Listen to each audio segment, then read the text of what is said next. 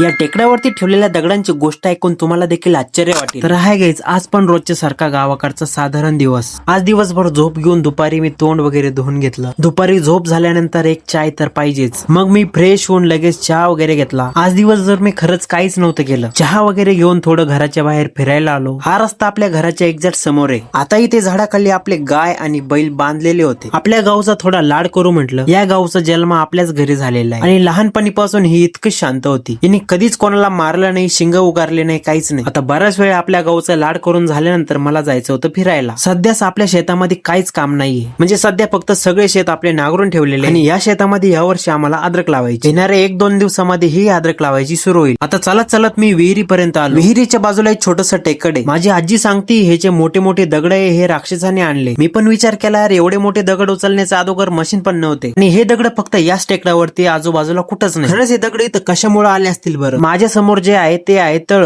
आणि उन्हाळ्यामध्ये या तळ्यामध्ये पाणी नसतं. कदाचित या तळ्याच्या बाजूला उंच टेकड बनवण्यासाठी हे दगड ठेवलेले असावे. तरी पण प्रश्न तोच राहतो की एवढे मोठे दगड आले कुठून. तुम्हाला काय वाटतं कमेंट मध्ये नक्की सांगा. आज दिवसभर कंटाळलेलो होतो, इथं बसून मस्त शांत वाटलं. व्लॉग चांगला वाटला तर सबस्क्राईब नक्की करा.